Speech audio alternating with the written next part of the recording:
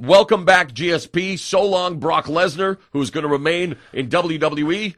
You know, I need to say something about it because I went on Twitter when I read this, it was in Rolling Stones magazine, he wrote it, and I go like, wow, I never expected that. And you know what the response from my fans was, from the people who follow me on Twitter? What are you talking about right now, by the Brock way? Lesnar. Okay.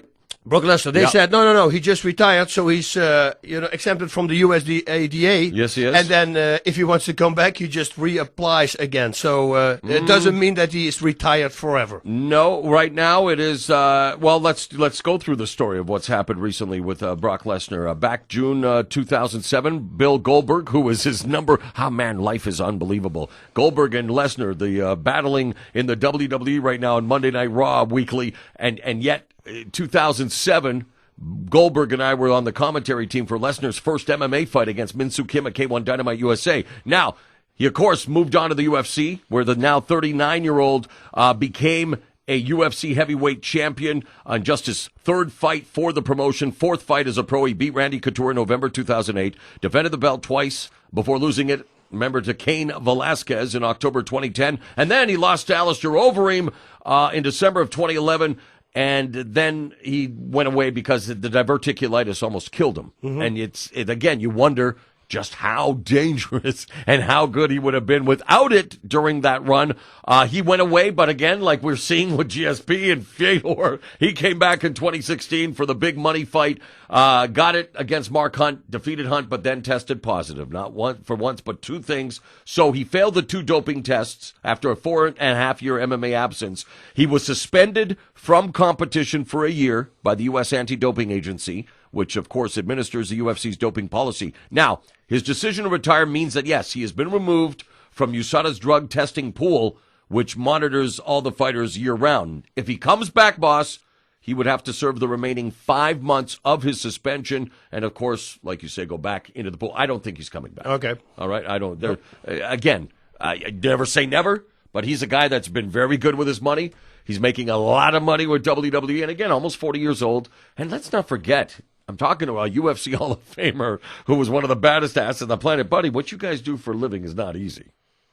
It's not, and the payback is a beat, right? Yeah, of course. I mean, now, all the little pains and things. Yeah, but that's the thing. And so, I think we have seen the last of Brock Lesnar in an MMA arena. We have not seen the last of Christian Justino, the Invicta FC featherweight champion, the former Chris Cyborg, who, of course, had also had issues in the past with PEDs. Well, she has been granted a retroactive therapeutic use exemption by the U.S. Anti-Doping Agency, which clears the way for her shot at the Women's Featherweight Championship. USADA announced the decision last week on its website, which ended a 2-month period of uncertainty after Justino failed an out-of-competition drug test and faced an anti-doping violation that could have derailed her title hopes. Now, she was granted the exemption after a comprehensive review of her medical history involving spironolactone, which is a banned diuretic for which she tested positive. Now, she denied using PEDs, boss, and a representative said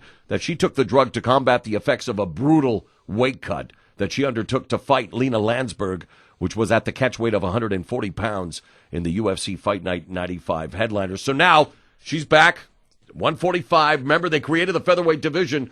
They wanted it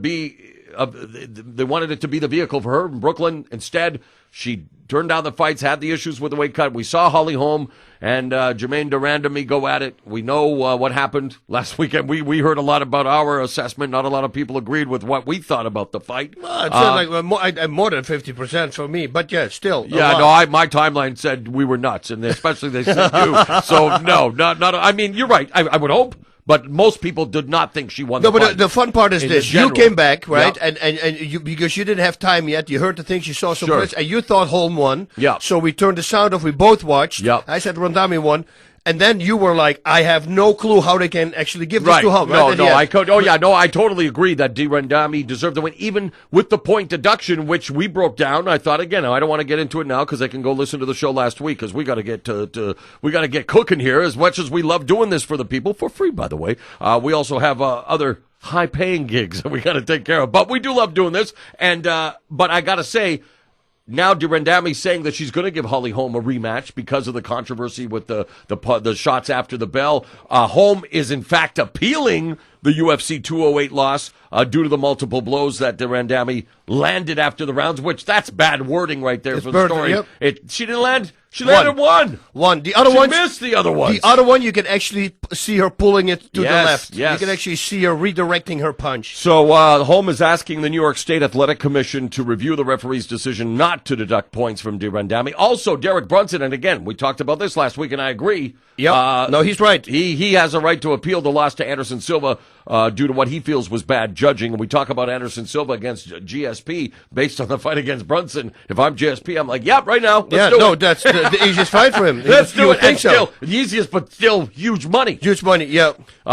Okay. Well, yeah. Well, no, go ahead. What were you saying? No, I'm just hoping that, that he hears from so many people, Anderson Silva, that he has to burst more of those. When he's genius, he's genius. And I want to see that. Do it 6 times around. Again, I'm going to bring up Adrian Browne. That's the same thing. When you are that good, and Browne, of course, much younger than Silva, and that's why I think, okay, case of two different people. Silva, I don't think Silva can do it more than he does right now anymore. Yeah, that's possible. I'm sure. And again, far be it for me to criticize who many people believe is the GOAT, but boss, injuries, age, doing it at the top level. Buddy, he went through wars in Pride before coming to the UFC where he dominated. What about the World Ballet Judo, man? Are you kidding? Bare knuckle. I mean, it's anything nuts. goes. Yeah, I know. So, we may be asking too much, but again, because of GSP's hiatus, because GSP's always fought lower weight. Maybe now the table, it's evener now, more even.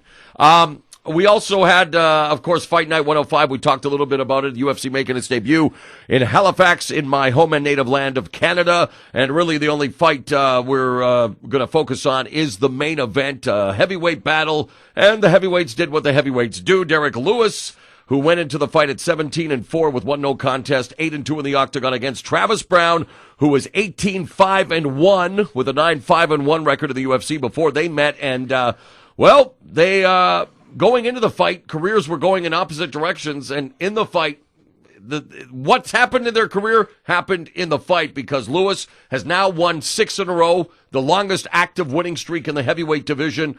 Browne, who lost in September to Fabricio Verdum, a second consecutive defeat, 4th in his last 6 outings. Well, you could make it 3 in a row now for Browne, who started off pretty well against he did Lewis great. in the first round. I thought he was going to win this fight. I thought he was going to stay on the outside, exactly what he was doing in round number 1, connecting with the gut shots with his front kicks, which hurt him. Great low kicks. I mean, then he went back to the body. What he didn't do, though, once he connected to the body, his focus was on the body. And what you need to do at that moment, the defense is to the body.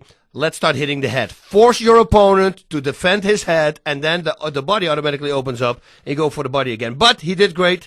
Lewis tried to throw 2 from these crazy spinning back kicks. That didn't really work out. Round number 1, total domination, I would say, from Browne. But boy, round number 2, Lewis connects. Round number 2, he had to take a number 2. Bang! Oh, man. He went down. He started wailing. What a power. Then Browne tries to take him down, but it backfires. So Lewis hands on top in half guard.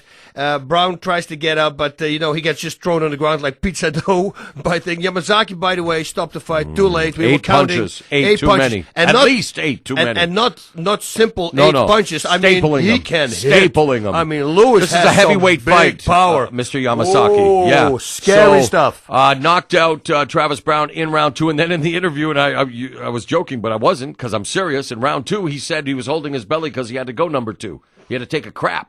And then he proceeded to, punch the crap out of Browne before Yamasaki, who, was crap as a referee in that instance, came and finally saved Travis Browne. So the Beast, doing his thing, a blue-collar brawler who was making waves in the heavyweight division. Now, the new owners of the UFC making waves, not all of them positive with the fighting fraternity. The latest, Brandon Gibson, one of the top trainers in the sport, he tweeted that the UFC no longer making fight tape available to coaches and fighters. Instead, UFC's telling them to use Fight Pass, which of course is their subscription service, which means the fighters and the coaches have to, you would think, I mean, I never get a chance to watch. Deductible. Yeah, I guess you could do that. So, yeah. But still, it's kind of weird, man, that they're really making a lot you would think of you get changes, a code. bro. A lot of changes. Yeah. And so we'll have to wait and see what other changes are afoot.